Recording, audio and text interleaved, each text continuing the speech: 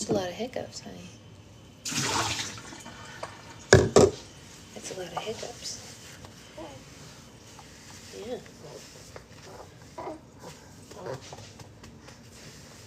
There you go. Yeah. Hey, Liz. All right. We have the hiccups. Hey, Cindy. Good morning, good morning. We have the hiccups. We're annoyed because we have the hiccups. Good morning, Christina. We are annoyed by the hiccups. Hey, Freya. Annoyed, annoyed, annoyed. She is not pleased with the situation about the hiccups. Morning, Samantha. Good morning, everybody.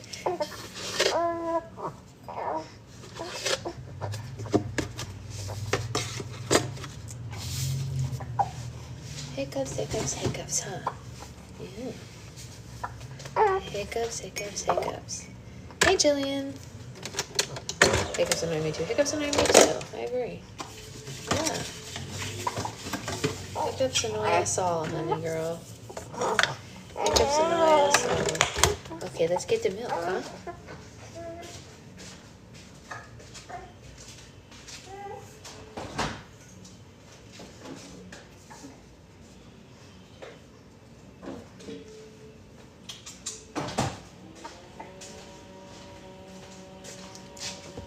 Good morning, everybody.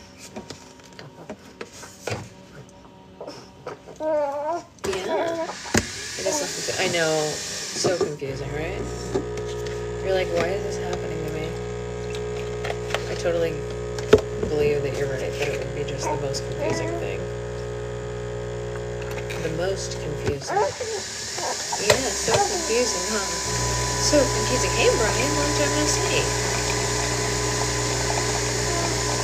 We're bouncing to get rid of our hiccups. Maybe not.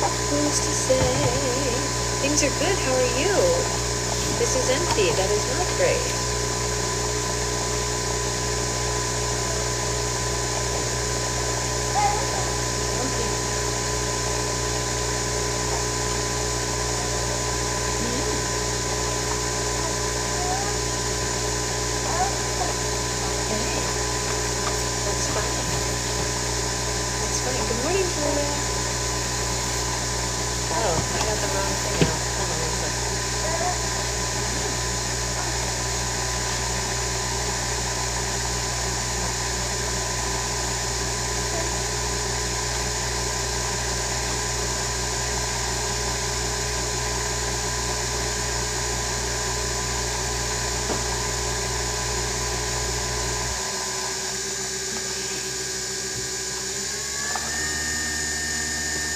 We have obviously been drinking more coffee than usual.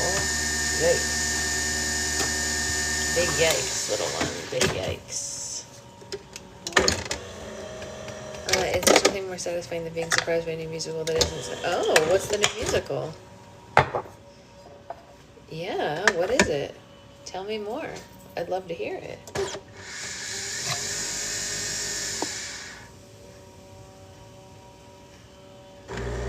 Good morning, Jen. Good morning, everybody. Someone was filled it. I hope it wasn't Brian, because he's trying to tell us about a new musical. Do you want to take a nap? There's glitter on your face. Uh-oh. There's glitter everywhere in our home, according to your dad. Yeah. Real women have cute poop. Cute? Maybe you meant right curves? What's coot? I don't know that word, curves. Okay, that's right. I was right. Okay. I was like, wait a second, what does that mean? I was like, what's real women have coot? I was like, I'm a real woman and I've never had coot. Sad. Well, it was the end of this milk anyway, so that's good at least.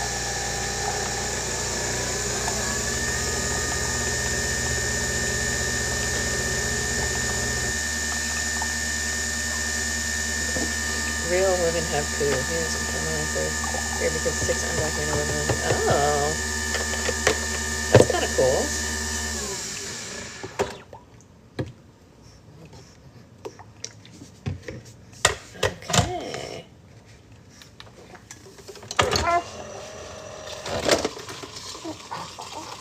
1987. We were but wee babes. Or I was, anyway.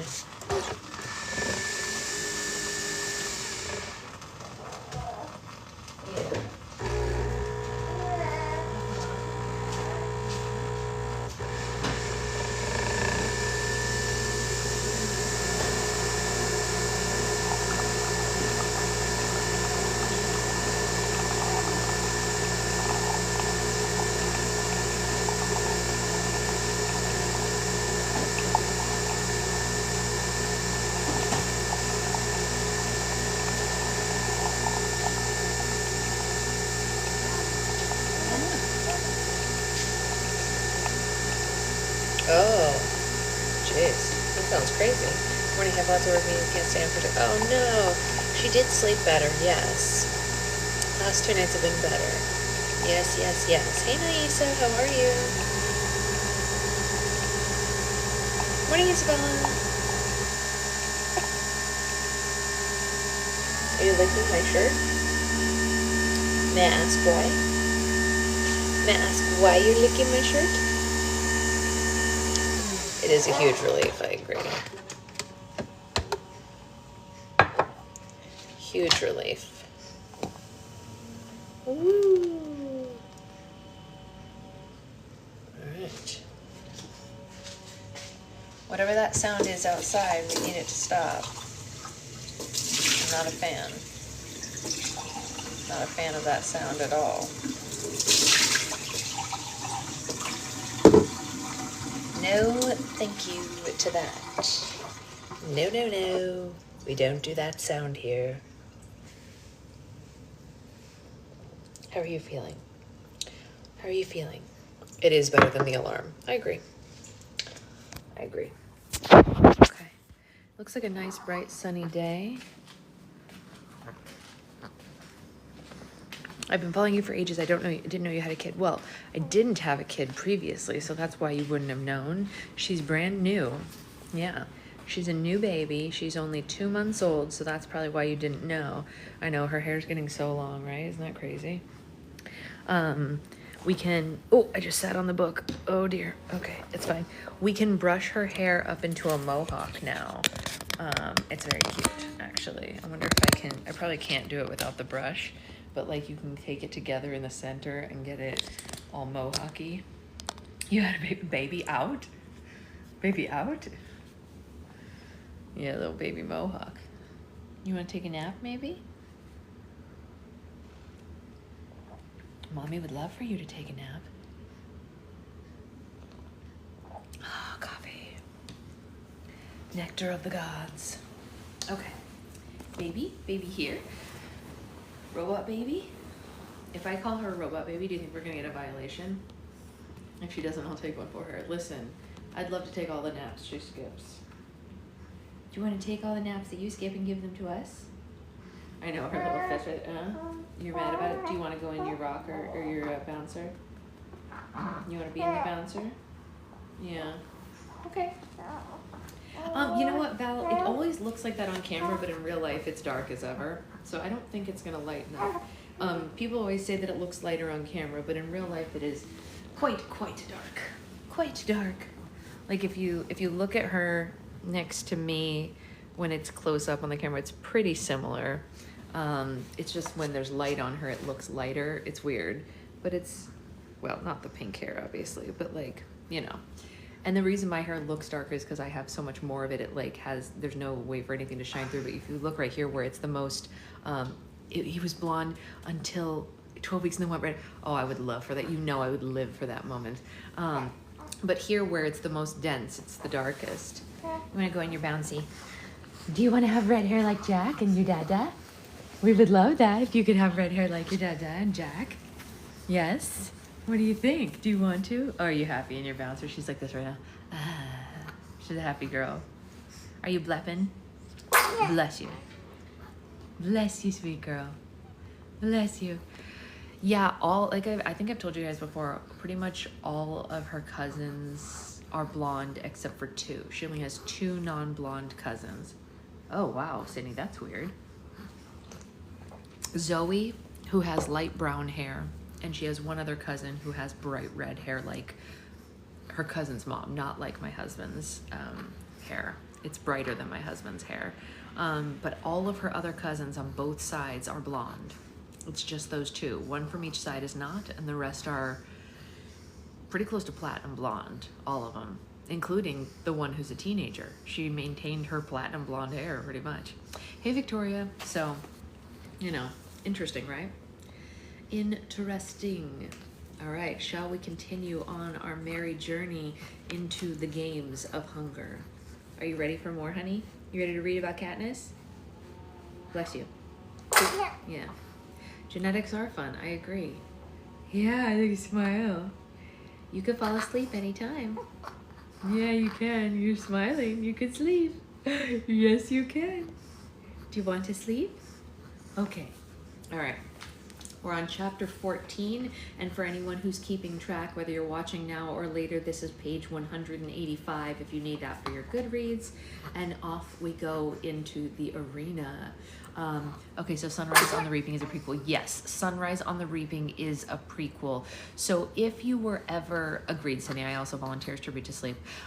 If you ever wanted to read the books in chronological order, not in release date order, yes, I have. We haven't read it here as a group yet. We are going to read it, Tiffany. So we're reading the books in the order that they were released. But if you wanted to read them in chronological order, you would read Ballad of Songbirds and Snakes first, and then Sunrise on the Reaping, and then the Hunger Games trilogy, because that is the chronological order. Yeah, no, of course, Cindy, no, or Tiffany, sorry, you guys commented the same. I feel like it would spoil the OG books. Yeah, that's the thing, is like, the reason I'm reading them in the order that they were released is I feel like it will have the most poignance.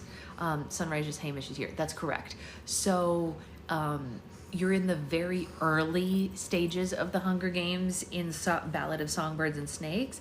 And then, oh yeah, we do book club every day for Stephanie. Yes, we've been doing it for, I want to say 2 years and 2 months solid. Yeah, almost every day for 2 years. Can you believe that? Pretty cool, right?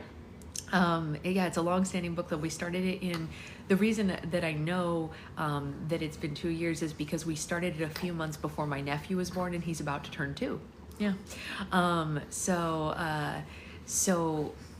you have Ballad of Songbirds and Snakes, which is early Hunger Games, and then you have Hamish is here, which is Sunrise on the Reaping, which is about like halfway in between, and then you have Hunger Games, which is, 75th annual Hunger Games, that whole thing. So let's get into it. Chapter 14. Here, 2 years, I remember having to hurry your morning walks. I know, right? Isn't that funny? I didn't start from the get-go. Do you remember the first book you read in book club? I think the first book we read in book club was My Name is Memory. I'm pretty sure My Name is Memory was the first book, and then our second book was Jodie Benson's memoir, I think. John wasn't our first. I think that was like our 4th or 5th book, because we read his book in the spring and we started in the winter. So I'm pretty sure it was My Name is Memory, because we were gonna read, yeah, My Name is Memory is one of my top 10 books as well. Such a great book. And you know what the sad thing about My Name is Memory is that she has been shopping around a sequel since then and no one's buying it. Isn't that depressing? I wish she would just put it out independently, but like there's contracts because she has an agent and stuff that she like has to do certain things. So it's sad that we don't have book 2 of that. And it's been literally over a decade since she's been writing book 2. Like if you go to her website, she has a blog about it from forever ago. Like, okay, starting book 2, it was like 2014. My Name is Memory is great. I highly recommend it to anyone who wasn't here when we read it. Okay, you weren't here when we read it, I know. I'll read it to you one day. It's a little above your age range, not that this isn't, but, So anyway, I've waited so long for it, Val. So long, honey. Ugh, please. The saddest thing I've ever... Yeah, you guys can all go to her website and read about her blogs about it. She's written multiple blogs about the saga of book 2. Yeah. So anyway, let's get into this and we'll continue on. Me too. I check all the time. That's why I keep reading every blog update she has about it. I know. It's so sad because it's such a great book, but highly recommend it to anyone who hasn't read it. My eyes follow the line of her finger up into the foliage above me. At first, I have no idea what she's pointing to, but then, about 15 feet up, I make out the vague shape in the dimming light. But of what? Of some sort of animal? It looks about the size of a raccoon, but it hangs from the bottom of a branch, swaying ever so slightly. There's something else. Among the familiar evening sounds of the woods, my ears register a low hum, and then I know. It's a wasp nest. Fear shoots through me, but I have enough sense to keep still. After all, I don't know what kind of wasp would live here. It could be the ordinary leave us alone and we'll leave you alone type, but these are the Hunger Games, and ordinary is not the norm. More than likely, they'll be one of the capital's mutations, tracker jackers. Like the jabberjays, these killer wasps were spawned in a lab and strategically placed like landmines around the districts during the war. We're on chapter 14, page 185. They're larger than regular wasps, and they have a distinct solid gold body and a sting that raises a lump the size of a plum on contact. Most people can't tolerate more than a few stings. Some die at once. If you live, the hallucinations brought on by the venom have actually driven people to madness.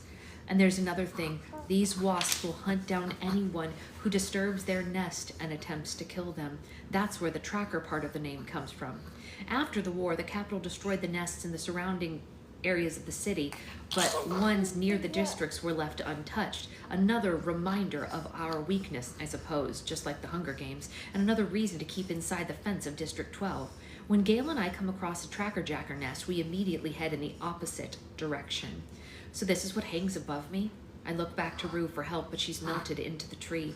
Given my circumstances, I guess it doesn't matter what type of wasp's nest it is. I'm wounded and I'm trapped. Darkness has given me a brief reprieve, but by the time the sun rises, the careers will have formulated a plan to kill me. There's no way that they could do otherwise after I've made them look so stupid. That nest may be the sole option I have left. If I can drop it down on them, I might be able to escape, but I am risking my life in the process. Yes, she's here reading with us. Of course, I'll never be able to get close enough to the nest to actually cut it free. I'll have to saw off the branch at the trunk, and then I'll send the whole thing down. The serrated portion of my knife should be enough to manage that. But can my hands? And will the vibration from sawing raise the swarm? And what if the careers figure out what I'm doing and they move their camp? That would defeat the whole purpose. I realize that the best chance I have is to do the sawing without drawing notice during the anthem. That could be any time, though. I drag myself out of my bag and I make sure, bless you. Oh, really? You think it's dangerous? I think it's dangerous too. I wouldn't do it. I guess you don't really have a choice when you're in the games though, honey. This is why we don't live in the districts. Yeah, okay. I drag myself out of the bag and I make sure my knife is secured in my belt, and I begin to make my way up the tree. This, in and of itself, is dangerous since the branches are becoming precariously thin, even for me, but I persevere. When I reach the limb that supports the nest, the humming becomes more distinctive, but it's oddly subdued. If these are tracker jackers, oh, it's the smoke, I think. It sedated them. This is one defense the rebels found to battle the wasps. Yeah, she's yelling to Katniss to be careful, that's right. You did, huh? You're a good helper, girl. You're a very good helper. Thank you for that. The seal of the Capitol shines above me, and the anthem blares out. All right, it's now or never, I think, and I begin to saw. The blisters burst on my right hand as I awkwardly drag the knife back and forth, and once I've got the groove, the work requires less effort, but it's almost more than I can handle. I grit my teeth and I saw away, occasionally glancing at the sky to register that there were no deaths today. That's all right. The audience will be sated seeing me injured and treed and the pack below me. But the anthem's running out, and I'm only 3/4 of the way through the wood when the music ends and the sky goes dark, and I'm forced to stop. Now what? I could probably finish off the job, but any sense of feel that, but by blah, blah, blah, blah. I could probably finish off the job by sense of feel, but that may not be the smartest plan.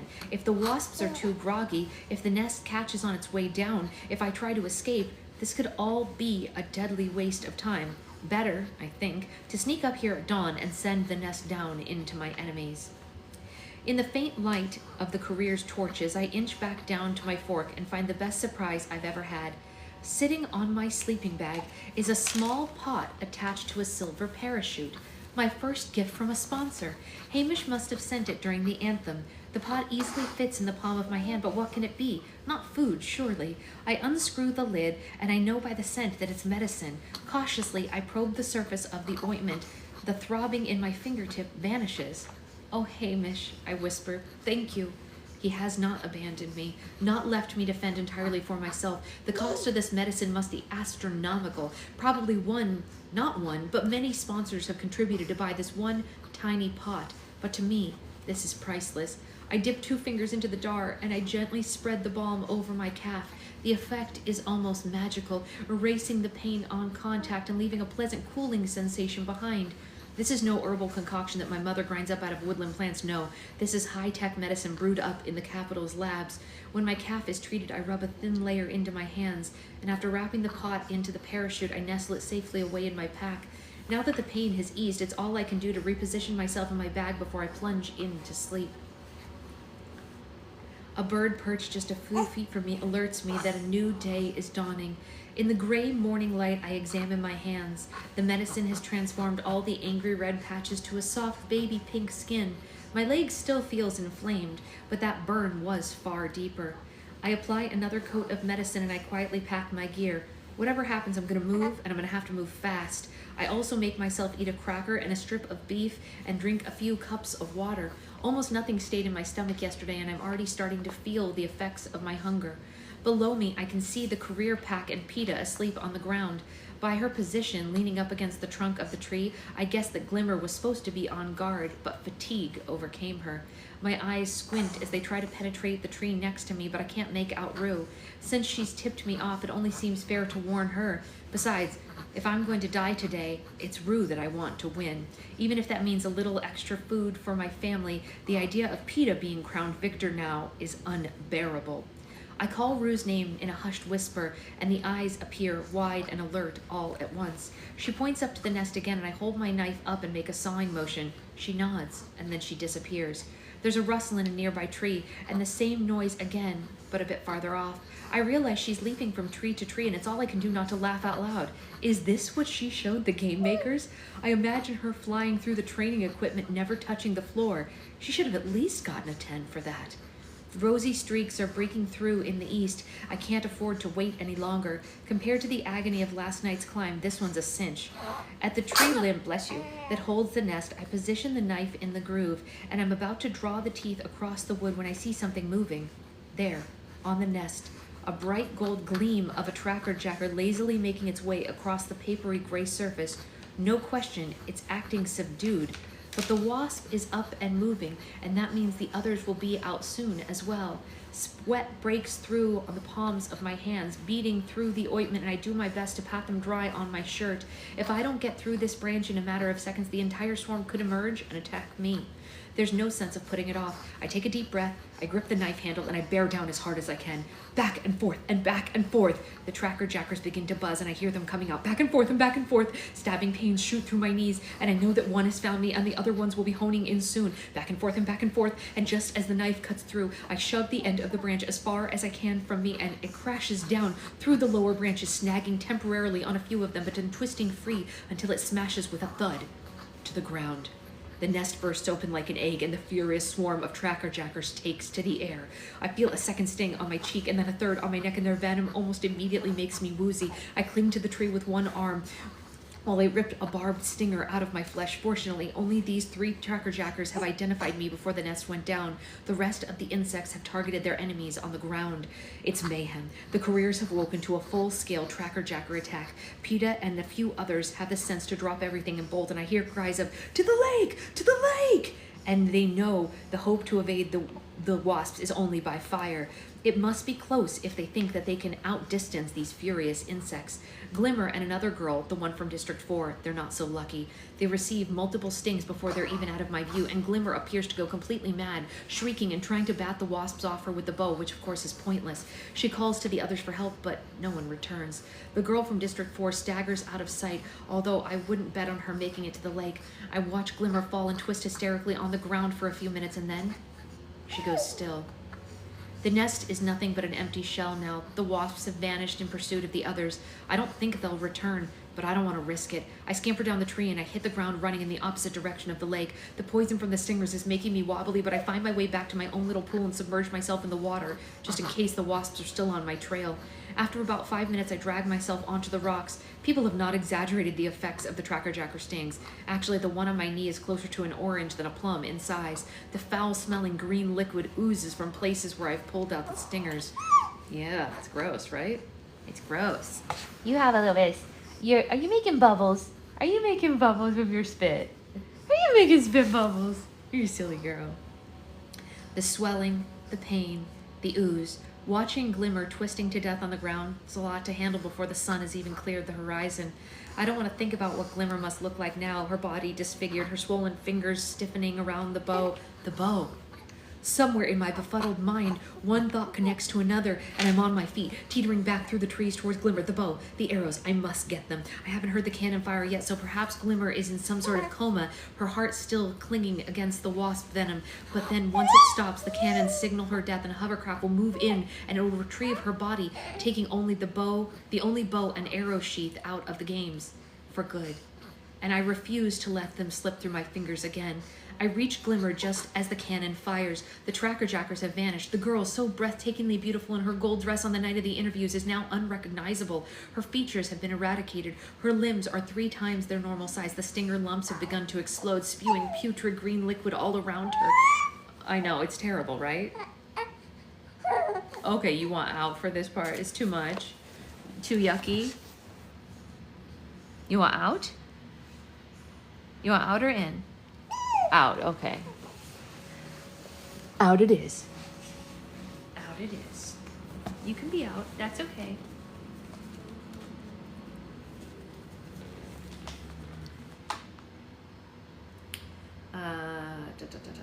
I have to break several of what used to be her fingers with a stone to free the bow. The sheath of arrows is pinned under her back, and I try to roll her body over, pulling one. I know, she's very talkative. She's an extremely good communicator. She tells you exactly what she wants. But the flesh disintegrates in my hands, and I fall back onto the ground. Is this real, or have hallucinations begun? I squeeze my eyes tight, and I try to breathe through my mouth, and I order myself not to become sick. Breakfast must stay down. It might be days before I can hunt again. A second cannon fires, and I'm guessing the girl from District 4 has just died. I hear the birds fall silent, and then one of them gives a warning call, which means the hovercraft is about to appear. Confused, I think it's for Glimmer, although it doesn't quite make sense because I'm still in the picture, still fighting for the arrows. I lurch back onto my knees, and the trees around me begin to spin in circles. In the middle of the sky, I spot the hovercraft, and I throw myself over Glimmer's body as if to protect it, but then I see the girl from District 4. She's being lifted into the air, and she vanishes. Do this, I command to myself. Clenching my jaw, I dig my hands under Glimmer's body, and I get hold of what must be her rib cage, and I force her onto her stomach. I can't help it. I'm hyperventilating now. The whole thing is so nightmarish, and I'm losing a grasp on what's real. I tug onto the silver sheath of arrows, but it's caught on something. Her shoulder blade? Something like that. And I finally yank it free. I've just encircled the sheath with my arms when I hear the footsteps, several pairs coming through the underbrush, and I realize that the careers have come back. They've come back to kill me or get their weapons, or both. Aw, thank you, Claire. That's very sweet of you to say. I'm glad that she picked that up, if all things. What are you doing? Are you licking my neck? Her new thing that she does is she likes to try to taste things that are around her, not because she's hungry, she's just like checking different textures. It's very cute, but very funny. I'm helpless as the first hunter, but it's too late. I pull a slimy arrow from the sheath and try to position it on the bowstring, but instead of 1 string, I see 3s, and the stench from the stings is so repulsive, I can't do it. I can't do it. I can't do it. I'm helpless as the first hunter crashes through the tree, spear lifted, poised to throw. I'm shocked. Peeta's face makes no sense to me. I wait for the blow, but instead his arm drops down to his side. What are you still doing here? He hisses at me, and I stare uncomprehendingly. A trickle of water drips from the sting on his ear. His whole body is sparkling as if he's been dipped in dew. Are you mad? He's prodding me with the shaft of the spear. Now get up! Get up! I rise up, and he's still pushing me. What is going on? He shoves me away, and I hear him yell, "Run! Run!" Behind him, Kato slashes his way through the brush. He's sparkling wet too, and badly stung under one eye. I catch the gleam of sunlight on his sword and Do as PETA says. Holding tightly to my bow and arrows, I bang into the trees that appear out of nowhere, tripping and falling as I try to keep my balance. But back at my pool, into the unfamiliar woods, the world begins to bend in alarming ways. A butterfly balloon to the size of a house, a butterfly balloons to the size of a house, and then it shatters into a million stars. Trees transform to blood and splash down over my boots. Are you falling asleep? Ants begin to crawl out of the blisters on my hands, and I can't shake them free. They're climbing up my arms, up my neck. Someone's screaming, a long, high-pitched scream that never breaks for breath. I have a vague idea that screamer might be me, and I trip and I fall into a small pit lined with tiny orange bubbles that hum like the Tracker Jacker nest. Tucking my knees up to my chin, I wait for death. Sick and disoriented, I'm only able to form one thought. PETA Malark just saved my life. And then the ants bore into my eyes, and I black out.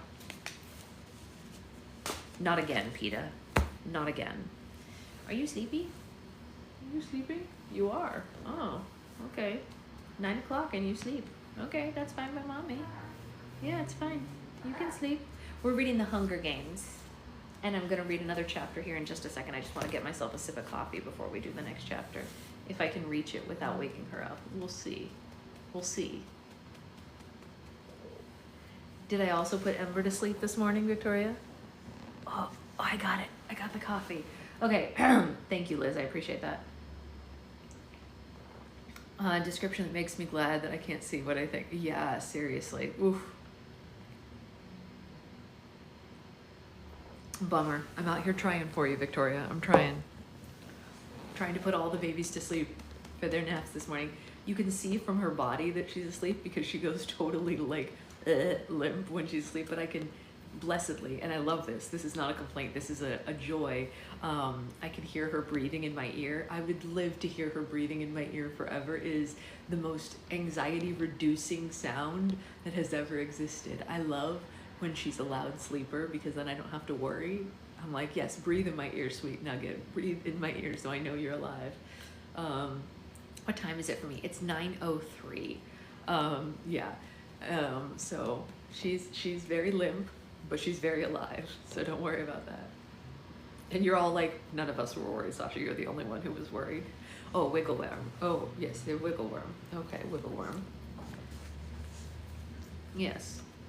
You want to settle before the next chapter? What do you think? Yeah. Okay. Okay, my little wiggly worm. Okay, so now we're going to read chapter 15. Yes, chapter 15.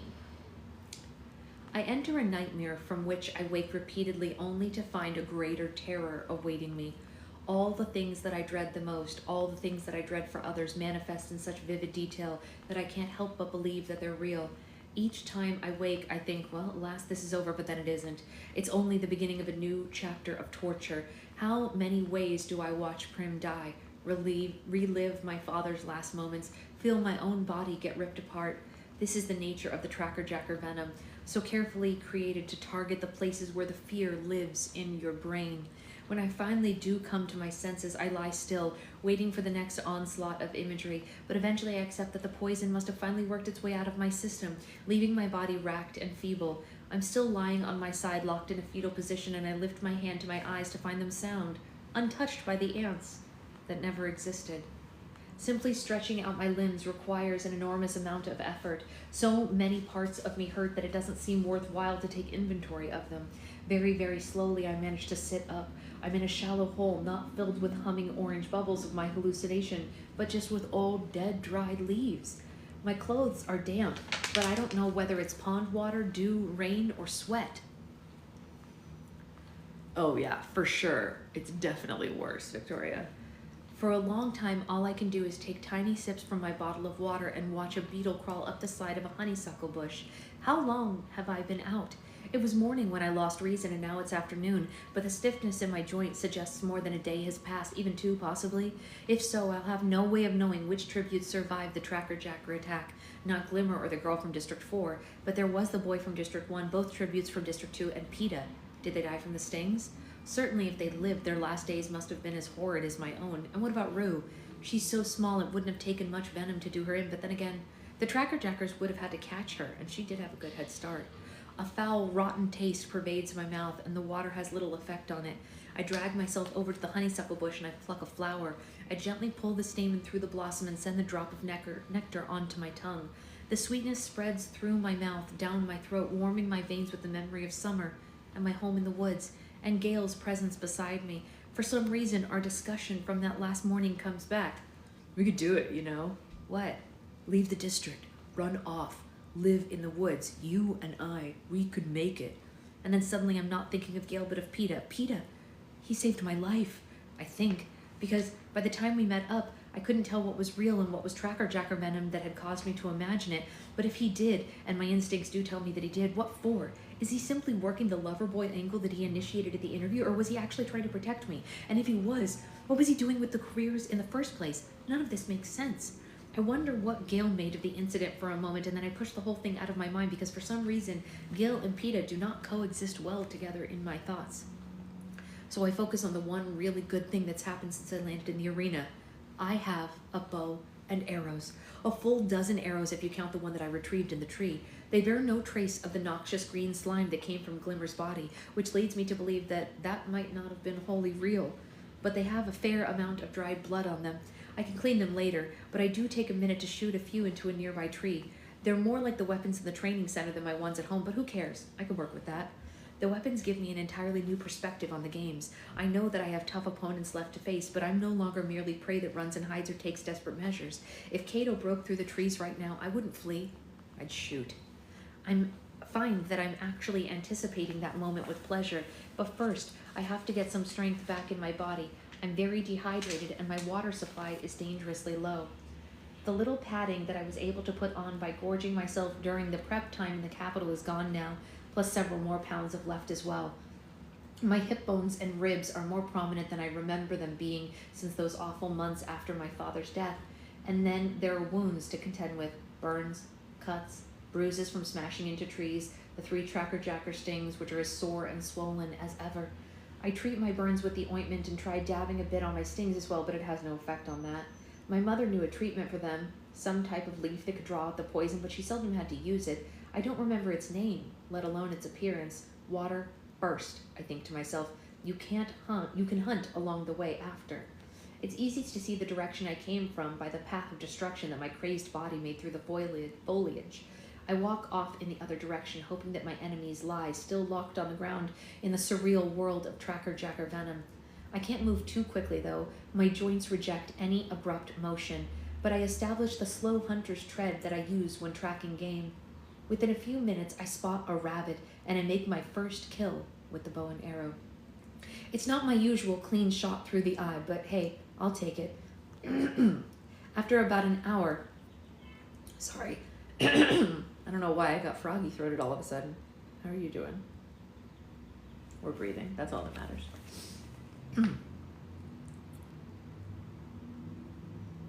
After about an hour, I find a stream, shallow but wide and more sufficient for my needs. The sun is hot and severe, so while I wait for my water to purify, I strip down to my underclothes and I wade into the mild current. I'm filthy from head to toe and I try to splash myself, but eventually I just lie down in the water for a few minutes, letting it wash off the soot and the blood and the skin that started to peel off my burns. After rinsing out my clothes and hanging them up on the bushes to dry, I sit on the bank in the sun for a bit, untangling my hair with my fingers. My appetite returns and I eat the crackers and a strip of beef. With a handful of moss, I polish the blood from my silver weapons.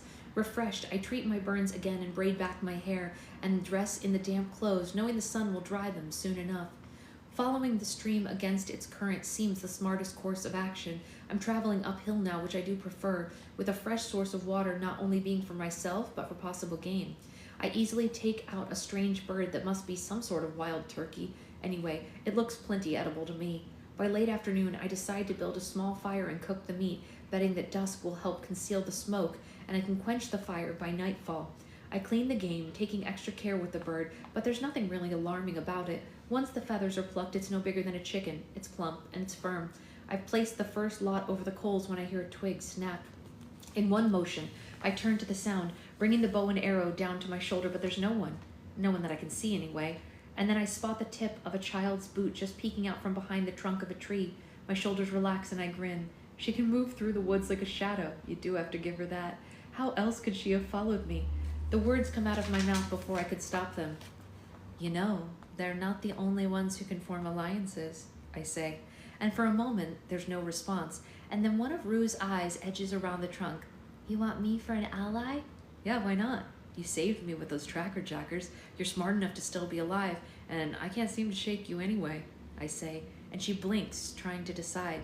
Are you hungry? I ask, and I can see her swallow hard. Her eyes flicker to the meat. Come on, then. I've had 2 kills today. And Rue tentatively steps out into the open. I can fix your stings. Can you? I ask. How? She digs into the pack she carries and pulls out a handful of leaves. I'm almost certain they're the same ones that my mother uses. Where'd you find those? Just around. We all carry them when we work in the orchards. They left a lot of nests there, says Rue. There are a lot here, too. That's right. You're District 11. Agriculture, I say. Orchards, huh? That must be how you can fly around the trees like you've got wings, huh? Rue smiles. I've landed on one of the few things that she'll admit pride in. Well, come on then. Fix me up, I say. I plunk down by the fire and I roll up my pant leg to reveal the sting on my knee, and to my surprise, Rue places a handful of leaves in her mouth and begins to chew them. My mother would use other methods, but it's not like we have a lot of options here. After a minute or so, Rue presses a gloppy green wad of chewed leaves and spits it onto my knee. Ugh. The sound comes out of my mouth before I can stop it. It's as if the leaves are actually leaching the pain right out of the sting. I know, it's so heartbreaking. I can't. It's hard to even read it. It's so gut-wrenching. Rue gives a giggle. Lucky you had the sense to pull the stinger out, or this would be a lot worse. Do my neck, do my cheek, I'm almost begging, and Rue stuffs another handful of leaves in her mouth, and soon I'm laughing because the relief is so sweet. I notice a long burn on Rue's forearm. I've got something for that, I say, and I set my weapons aside and anoint her arm with the burn medicine. You've got good sponsors, she says longingly. Have you gotten anything? I ask, and she shakes her head. You will, though. Just watch. The closer we get to the end, the more people will realize how clever you are. And I turn the meat over. You weren't joking about wanting me for an ally? She asks. No, I meant it, I say, and I can almost hear Hamish groaning as I team up with this wispy child, but I do want her. She's a survivor, and I trust her. Why not admit it? She reminds me of Prim. Okay, she says, and she holds out her hand. We shake. It's a deal. Oh, I'm glad that my reading voice it makes it better for you, I'm glad. Of course, this is the kind of deal that can only be temporary, but none of us mentions that. Rue contributes a big handful of some sort of starchy root to the meal, and roasted over the fire, they have a sharp, sweet taste, kind of like a parsnip. She recognizes the bird, too, some wild thing they call a grousling in her district. She says that sometimes a flock will wander into the orchard and they get a decent lunch that day. For a while, all the conversation stops and we fill our stomach. The grousling has delicious meat that's so fatty the grease drips down your face when you bite into it. Ah, Rue says with a sigh. I've never had a whole leg to myself before. I'll bet she hasn't. I'll bet meat hardly ever comes her way. I'll take the other. Take the other, I tell her. Really? She asks. Take whatever you want. Now that I've got a bow and arrow, we can get more. Plus I've got snares. I can show you how to set them, I say. And Rue still looks uncertain at the leg. Oh, take it, I say, putting the drumstick in her hand. It'll only keep a few days anyway, and we've got the whole bird plus the rabbit. Once she's got a hold of it, her appetite wins out, and she takes a huge mouthful. I'd have thought in District 11 you'd have a bit more to eat than us, since you all grow the food, I say. Rue's eyes widen. Oh no, we're not allowed to eat the crops. They'll arrest you or something like that? I ask. They'll whip you and they'll make everyone else watch, she says. The mayor is very strict about it. I can tell by her expression that that's not an uncommon occurrence. A public whipping, that's a rare thing in District 12, although it does occasionally occur. Technically, Gail and I could be whipped on a daily basis for poaching in the woods. Well, technically we could get a whole lot worse, except the officials do buy our meat. Besides, our mayor, Mage's father, doesn't seem to have much taste for such events. Maybe being the last prestigious, poorest, most ridiculed district in the country does have its advantages, such as being largely ignored by the capital as long as we produce our quotas. Yeah, it is a crazy story, Isabella. You know what the weird thing about this story is? I don't even want to say this, but when this book came out, this all seemed so insane. Like, there's no world where something like this could be possible. But the deeper that we get into the world we're living now, I'm like, doesn't seem that weird anymore. Doesn't seem that weird anymore. Do you get all the coal that you want? Rue asks. No, I answer. Just what we buy and what do we track home in our boots. Exactly, Jen. Yeah. They feed us a bit extra during the harvest so that people can keep working longer, says Rue. Do you have to be in school? I ask. No, not during harvest. Everyone works then, says Rue.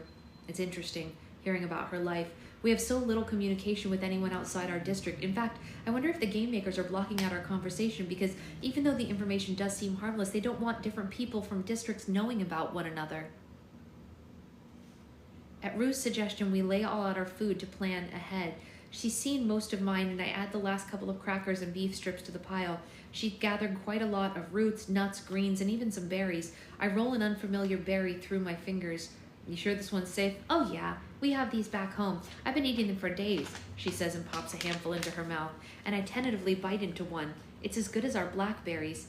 Taking Rue on as an ally seems like a better choice all the time.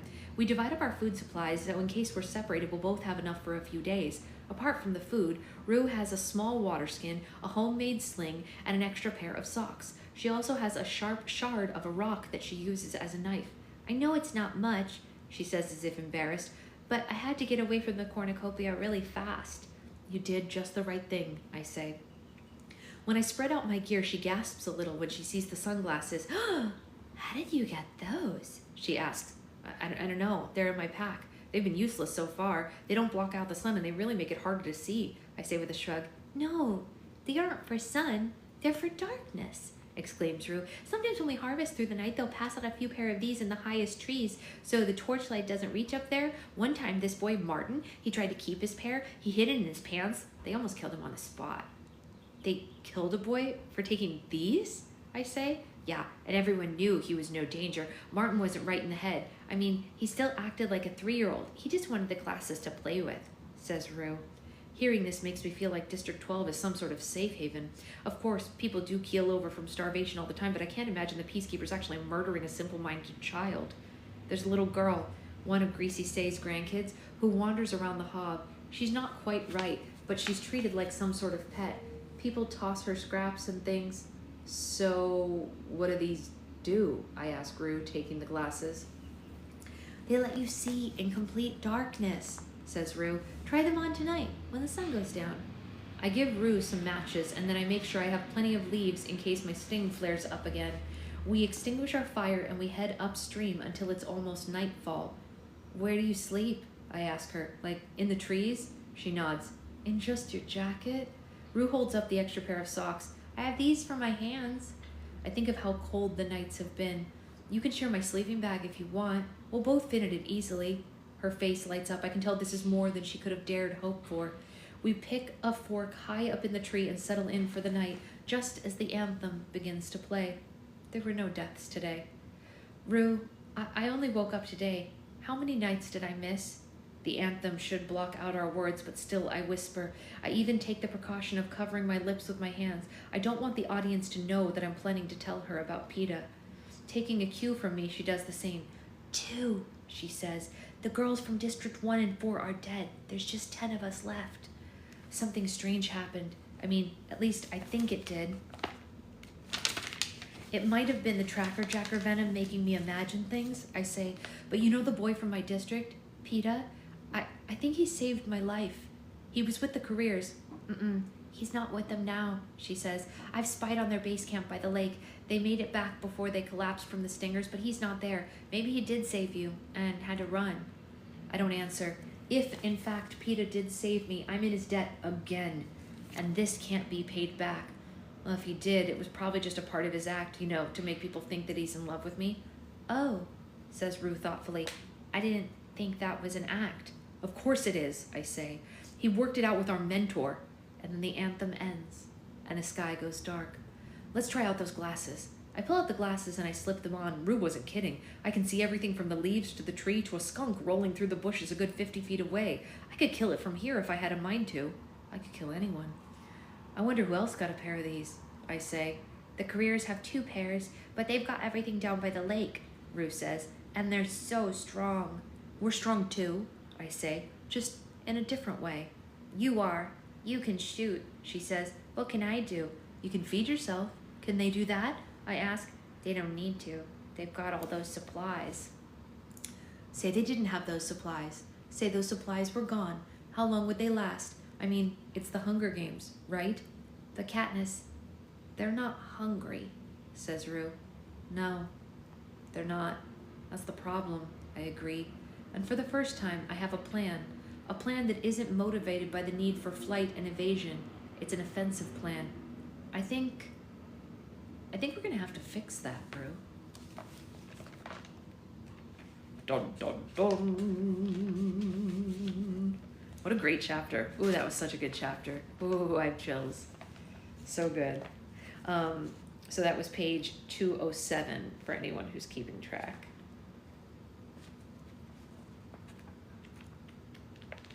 What a good chapter. Really, really great. Oh, such a good book. Such a good series.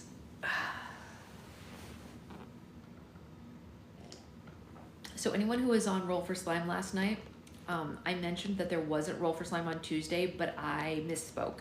There actually is Roll for Slime on Tuesday. I was looking at the wrong schedule, so sorry about that. We have Roll for Slime both Tuesday and Thursday next week. One is regular and one is After Dark. You're playing Minecraft the whole time? Isabella, did you see the Minecraft slime that I made? It was cool, right? Oh, this coffee is delicious. Delicious, my sweet angel. She is out like a light. She is just out, dead asleep. All right, so having read the book so long ago and watching the movies again, so yeah, it's true. The books are better, but I've said this before and I will say it again. I know she's so squishy. The Hunger Games movies are what I consider to be the best book to movie adaptations of anything in my lifetime, I think. I can't think of one that's better. If anyone can think of a better book to movie adaptation, scream it out and let me know, but I can't think of one that's a better adaptation in our life. Yeah, I mean, it's not as good as the books, but it's about as good as they could have done, right? I think. Like, there's actually, there's a funny, Fallen. Oh, I don't know that one. I haven't read the book so far. Spot on. Yeah. There's a really funny. So you know how Facebook does. What do you call it? Like past memory. I don't know what they call it. There's like a. Oh, The Martian. I haven't read the book, but that was a good movie. There's Facebook memories, like it'll bring up statuses that happened so many years ago on this day or whatever like that. You know what I'm talking about, right? Like I don't remember what they call it on Facebook. It's like the on this day here on TikTok, but it's not the same. So about, I want to say 10 years ago, maybe a little bit more, I'm not sure. My brother and I were in the car with our mom driving to a family, memories, that's right, there you go. So we were living in New York. My mom was living outside of the city, and my brother and I both lived in the city. And my mom's family friend's daughter was having a wedding, and we all got invited to go. It was down in Pennsylvania. So she drove from up north down to the city, picked us up, and drove us down. So there's a lot of funny quotes that we like wrote down that my mom said during that drive because it was hilarious. But one of the funny things that comes up every year on that day is a conversation about the Hunger Games, because it had apparently, I don't know when the first movie came out, but we were talking about it, and my brother and I were talking about what a great adaptation it was, and we were saying, oh gosh, you know, it's the best book to movie adaptation, blah blah. We're going on and on and on. There hasn't been a better one. And my mom said, yes, there has. And we said, oh, what? And she said, Gone with the Wind. And we went, oh. And we kind of stopped for a second. And she said, actually, you know what? And we said, what? And she said, that's a terrible book to movie adaptation. It's a good movie, but it's nothing like the book. And we were like, so like there are some movies that are good movies, but they're just not like Gone with the Wind is obviously a classic film. It's one of the greatest films ever made, but it's not a very good adaptation of the actual book, you know? It's not very similar if any of you have ever read it. There's a lot that is different in it. Hey Caitlin, welcome. If you're new here, if anyone else is new here, welcome to everyone. We do this every morning except Sundays. We've been doing it for 2 years now. They left out a whole husband, and they also, Lord of the Rings, that's a good point. Lord of the Rings was pretty good too. Yeah, you're new here? Yes, Naisa's new here. Yes, definitely. You like Joy Luck Club? I haven't read or seen that one. Was it good? Maybe we should do that. I was very disappointed when I watched Twilight before reading the book. Yeah, Twilight's not my cup of tea, but it is my sister's. Queen of Sugar Hill. No, I've never heard of it. Hey, Roxy, I didn't even know you were here. I put my favorite in the group chat. Oh, okay, cool. We're not gonna read more today. We read till 9:30 pretty much. That's totally fair, Claire. But we will read more again tomorrow. Yes, Isabella is new here, and so is Naisa. You're in the shadows. All right, so I will be back tomorrow morning with more. We will read, oh really? She loves it. I haven't seen it or heard it, but they make so many changes in Jurassic Park, the adaptation they changed. Yeah, that's the thing. Sometimes the movies are really good, but not necessarily great adaptations. So I will see you all tomorrow morning. Oh, I'm glad you got to sleep. For more book club. There are more videos going up today with slime stuff and so on and so forth. And maybe I'll be on to make slime later, I'm not sure. It depends on work for Secret Husband and if he can take the baby during that time. But either way, I will see you all in the morning, and that's the whole kit and caboodle. All right, bye guys. I know, she's such a special